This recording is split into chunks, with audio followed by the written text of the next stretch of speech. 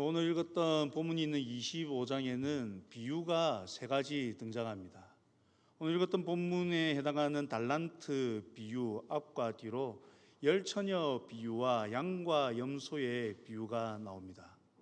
이 세 가지 비유는 모두 종말에 관련한 내용을 담고 있습니다. 예수님께서는 마태복음 24장에서 어느 때에 이런 일이 있겠사오며 또 주의 임하심과 세상 끝에는 어떤 징조가 있사오리까라고 묻는 제자들 향하여서 마지막 때에 일어날 일을 24장에서 말씀하신 이후에 25장에서 지금 이 세 가지의 비유를 하고 계시는 것입니다. 그러니 전체 문맥 속에서 볼 때 이 본문은 마지막 때에 그리스도인이 어떠한 모습으로 살아가야 할지에 대해서 가르치고 있는 비유입니다. 마지막 때에 대하여서 예수님의 승천 이후 그리고 예수님의 재림 때까지라는 시간적 개념을 두고 볼 때에 결국 지금 이 마지막 때를 향한 예수님의 이 비유의 말씀은 이 시대를 살아가고 있는 모든 그리스도인이 어떻게 살아야 할지에 대해서 가르쳐 주고 있는 본문이라 할 수 있습니다. 그래서 오늘 우리는 이 달란트 비유를 통해서 하나님께서 우리에게 원하시는 것이 무엇인지, 마지막 때를 살아가고 있는 이 시대에 우리가 어떻게 살아가기를 원하는지를 살펴보기를 원합니다. 먼저 우리는 이 달란트 비유를 통해서 한 가지 분명하게 알 수 있는 것이 있습니다. 그것은 하나님께서 우리를 잘 아신다라는 사실입니다.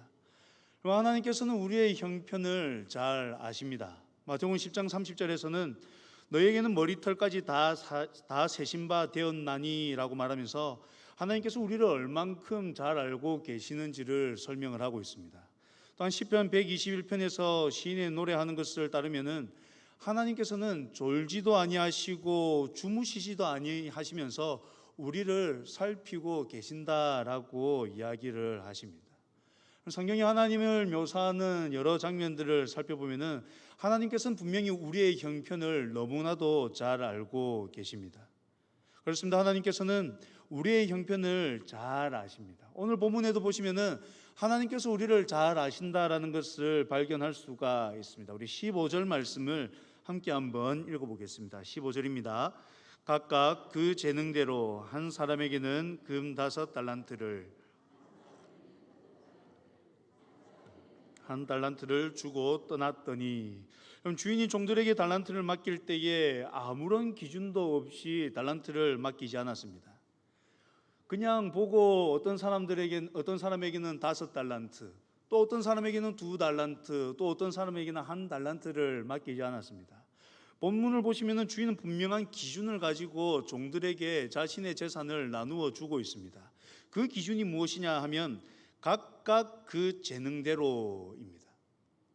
주인이 종들을 잘 알고 있었음이 여기에서 나타나는 것이죠. 주인은 종들을 잘 알고 있었습니다. 그가 어떠한 재능이 있었고 그가 어떠한 분량을 가지고 일을 할 수 있는지를 잘 알고 있었던 것이죠. 그래서 주인은 타국에 갈 때에 그 종들을 불러서 각각 그 재능을 따라서 한 사람에게는 5달란트를 맡기고 또 다른 한 사람에게는 2달란트, 또 다른 사람에게는 1달란트를 맡기고 있는 것입니다. 주인의 이러한 모습은 나중에 결산할 때에도 나타납니다. 결산하는 장면도 보면은 5달란트를 받았던 종은 5달란트를 남깁니다. 그를 향하여서 주인은 잘하였도다 착하고 충성된 종아라고 칭찬하지요. 그리고 이어서 2달란트를 받았던 종이 2달란트를 더 가지고 와서 내가 이 2달란트를 남겼다라고 이야기할 때도 주인은 잘하였도다 착하고 충성된 종아라고 이야기하면서 동일한 칭찬을 하고 있는 것을 우리는 볼 수가 있습니다. 분명히 남긴 분량은 다르지만 주인은 동일한 칭찬을 하고 있습니다. 그것이 바로 주인이 이 종들을 너무나도 잘 알고 있었기 때문이다라는 것이지요. 분량만 놓고 보자면은 당연히 5달란트를 남긴 이가 더 많이 남겼습니다. 그럼에도 불구하고 주인은 동일한 칭찬을 그들에게 하고 있습니다. 그 이유가 그 종들을 분명하게 알고 그들에게 합당하게 맡겼고 그들이 그에 합하게 행동하였기 때문이다라는 것이죠. 오늘 본문을 살피면서 대학원 시절에 한 교수님이 떠올랐습니다.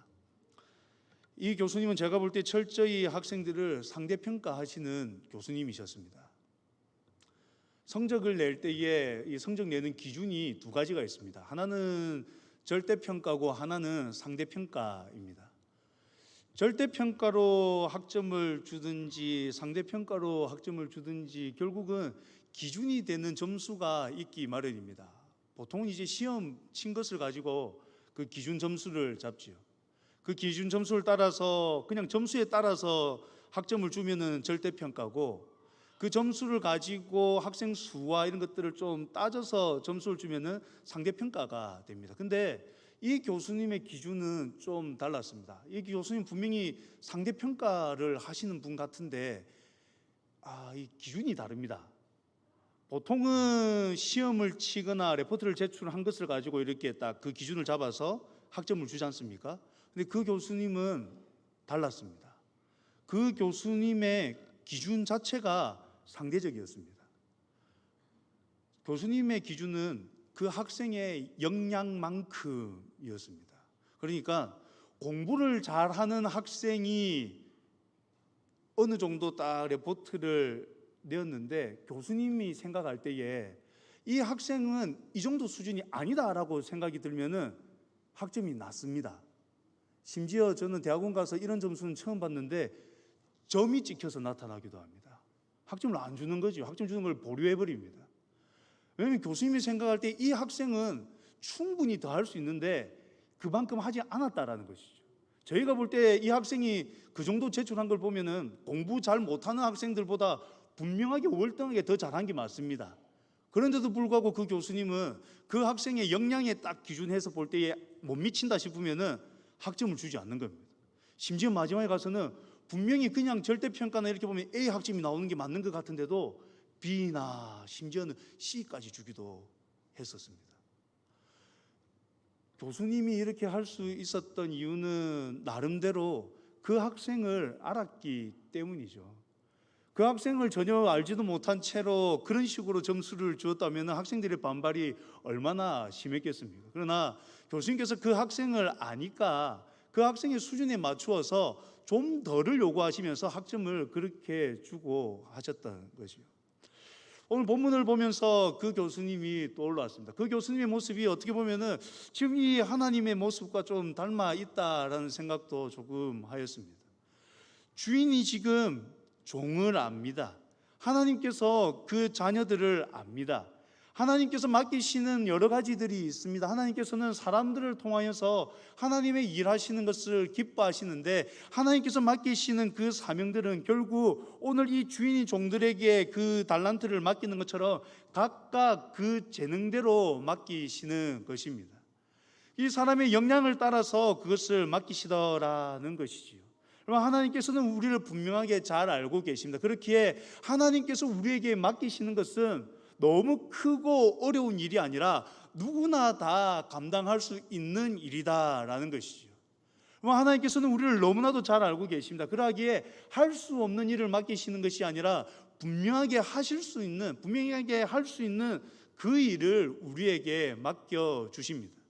그러면 이렇게 맡기신 하나님께서는 우리에게 무엇을 요구하시겠습니까?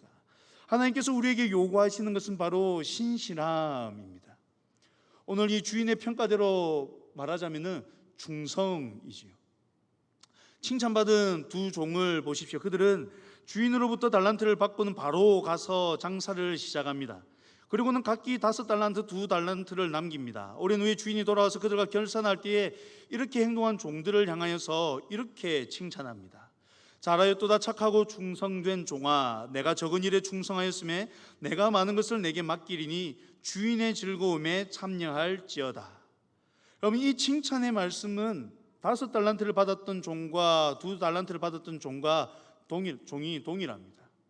이 칭찬의 말씀이 21절과 23절에 나오는데 21절과 23절을 보시면은 토시 하나 틀리지 않고 똑같다라는 것을 보실 수 있을 겁니다.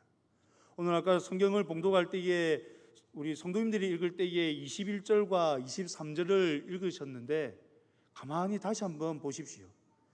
시작이 그 주인이로 시작을 해서 참여할지어다 하고까지 글자 하나 틀리지 않고 똑같은 것을 우리가 볼 수가 있습니다. 분명히 남긴 분량으로 따지자면 분명하게 차이가 있었습니다. 그러나 주인의 반응은 동일합니다. 각각 재능대로 맡기고 그 재능에 따라 성실하게 일하여 남긴 종들을 향해서 주인은 차등 없이 동일하게 그들을 칭찬하고 있습니다. 이러한 주인의 모습에서 주인이 종들에게 원하였던 모습이 무엇인지 우리는 더욱더 분명하게 알 수가 있지요. 바로 주인이 종들에게 원하였던 것은 신실함입니다. 충성입니다. 앞서 보셨던 것처럼 주인은 각각 그 재능대로 주인의 것을 맡겼습니다. 할 수 있는 것을 맡겼습니다. 그리고 그들이 한 것에 대하여서 동일하게 칭찬을 하고 있습니다. 주인이 원한 것이 신실함, 충성이다라는 것이죠. 하나님께서도 우리에게 요구하시는 것이 있습니다. 하나님께서는 우리에게 많은 것을 맡겨주시는데 그것을 맡긴 이후에 우리에게 요구하시는 것은 무엇이냐면 동일하게 신실함, 충성입니다. 고린도전서 4장 1절과 2절은 이렇게 이야기합니다. 사람이 마땅히 우리를 그리스도의 일꾼이요 하나님의 비밀을 맡은 자로 여길지어다. 그리고 맡은 자들에게 구할 것은 충성이니라. 뿐만 아니라 디모데전서 1장 12절에서는 바울이 이렇게 이야기합니다. 나를 능하게 하신 그리스도 예수 우리 주께 감사함은 나를 충성되이 여겨 직분을 맡기심이니. 여러분, 하나님께서 우리에게 요구하시는 것은 바로 충성입니다. 하나님께서 요구하시는 것은 충성입니다. 여러분, 충성은 내 마음대로 하는 것이 아닙니다. 내가 원하는 대로 하는 것이 아니지요. 나에게 명령하고 맡기신 이의 의도대로 해야 합니다. 그렇게 충성에 요구되는 것은 주인이 보낸 곳에서 보낸 일을 하는 것입니다. 철저하게 주인의 뜻을 따라서 주인의 뜻을 알고 충성하는 것이 요구되는 것이죠. 여러분, 하나님께서 우리에게 요구하시는 것이 바로 이것입니다. 하나님께서는 하나님의 일을 사람을 통해서 하기를 기뻐하셨습니다. 복음을 전하는 일도 우리에게 맡겨주신 귀한 사명이지요. 하나님께서는 영혼을 구원하는 이 일을 사람들에게 맡겨주셨습니다. 영혼이 구원되는 이 일을 사람에게 맡겨주셨습니다. 복음을 전하고 그 복음을 들음으로 말미암아 구원받게 해주셨지요. 이 일을 우리에게 맡기시면서 우리에게 요구하시는 것이 무엇이냐? 충성입니다. 충성스럽게 행한다는 것은 내 상황과 내 형편을 살피는 것이 아니라 주인의 뜻, 주인의 그 의도를 우선으로 삼고 나아가는 것이죠. 하나님께서 우리에게 맡겨주신 사명들, 하나님께서 우리에게 맡겨주신 여러 사역을 감당함에 있어서 우리가 갖추어야 하는 자세가 바로 이것입니다. 나의 상황과 형편을 살피는 것이 아니라 주인의 뜻이 어디에 있는가, 주인의 마음이 어디에 있는가를 살피고 그것을 행해야 한다라는 것이죠. 하나님께서 우리에게 원하시는 것이 바로 그것입니다. 하나님께서는 우리에게 지금 충성을 원하시고 계십니다. 바라기는 우리 모든 성도님들이 하나님께서 우리에게 맡기신 것이 무엇인지를 알고 충성스럽게 그 일을 감당하며 나아가실 수 있기를 간절히 소망합니다. 하나님은 우리에게 하나님을 바르게 알 것을 또한 원하고 계십니다. 여기 세 명의 종 가운데 다른 평가를 받는 종이 있습니다. 바로 주인으로부터 한 달란트를 받은 종입니다. 주인은 앞서서 두 종에게 그렇게 하였던 것처럼 이 종에게도 그 재능을 따라서 한 달란트를 맡겼습니다. 상대적으로 볼 때에 앞에 받았던 두 종에 비해서 적게 받은 것 같습니다. 근데 결코 적은 것이 아닙니다. 한 달란트는 6천 데나리온 정도 합니다. 1데나리온이 일꾼의 하루 품삯에 해당하니까 최소 16년 연봉에 해당하는 금액입니다. 그러니 결코 주인이 적게 맡긴 것은 아니지요. 상대적으로 볼 때야 좀 적을 수 있겠지만은 분명히 많은 것입니다. 뿐만 아니라 주인이 그냥 임의로 이 종의 가치를 평가절하해서 한 달란트만 맡긴 것이 아니라 분명히 그의 재능을 살펴서 그에게 맞게끔 한 달란트를 맡겼습니다. 근데 이 종은 어떻게 합니까? 이 종은 주인이 맡긴 한 달란트를 땅을 파고 잘 감추어 두었습니다. 그리고 이후에 결산할 때 그것을 그대로 가지고 와서 주인에게 주었습니다.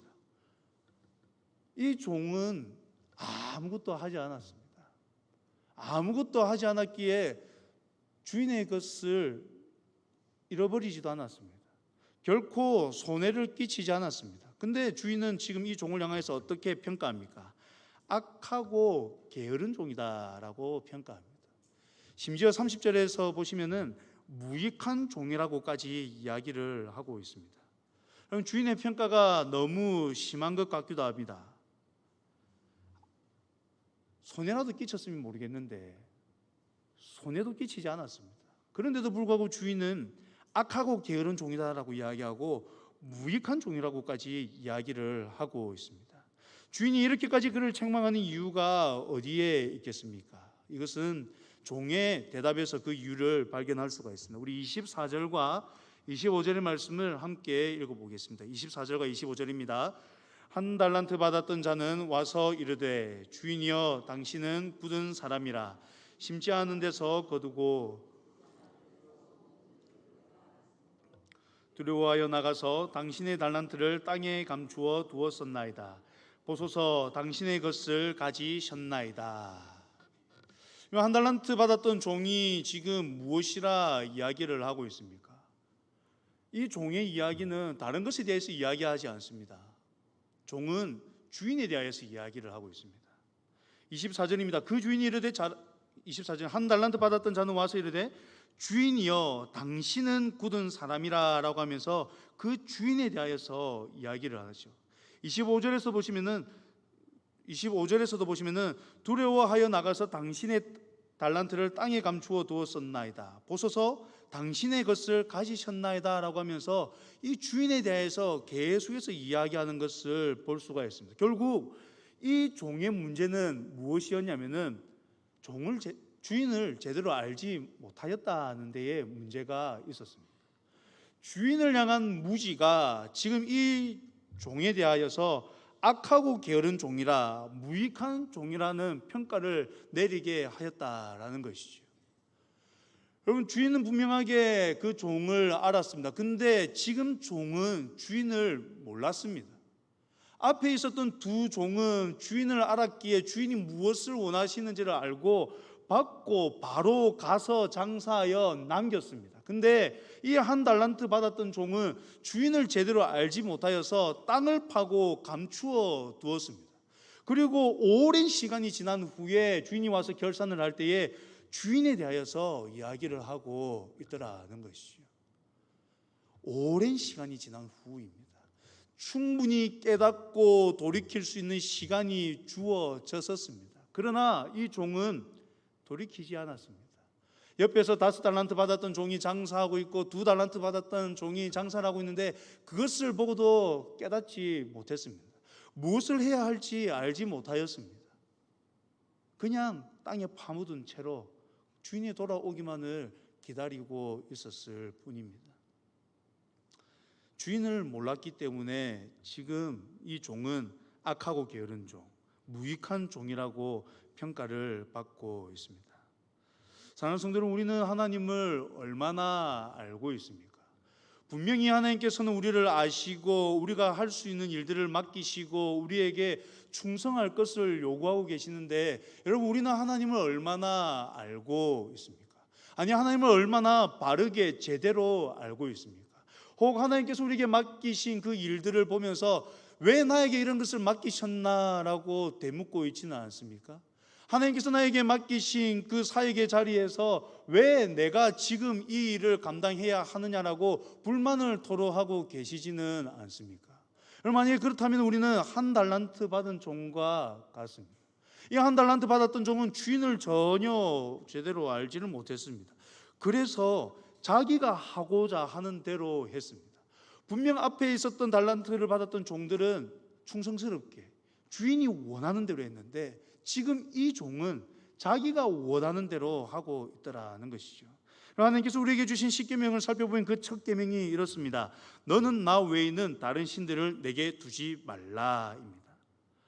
이 계명에 대하여서 웨스터민스터 소요리 문답은 이 계명이 우리에게 요구하는 것을 이렇게 정리하고 있습니다. 제1계명이 우리에게 요구하는 것은 하나님께서 유일하신 참 하나님이 되심과 우리의 하나님 되심을 알고 인정하여 그에게 합당하게 경배하며 영광을 돌리는 것입니다 라고 이야기를 하고 있습니다. 하나님이 우리에게 삶의 숙제로 주신 이 십계명의 첫 계명에서 요구하는 것이 하나님께 합당하게 경배하며 예배하는 것을, 영광 올려드리는 것을 원하고 계십니다. 그러면 이것을 위하여서 전제가 되는 것이 무엇이냐면은 하나님을 알고 인정하는 것입니다. 그럼 하나님께서 우리에게 원하시는 것이 무엇이냐면은 이것입니다. 하나님을 아는 것, 하나님을 인정하는 것, 이것이 최우선이라는 것이죠. 하나님을 예배하고 하나님을 경배하고 하나님을 경외하기 위해서 필요한 것은 하나님을 아는 것입니다. 하나님을 인정하는 것입니다.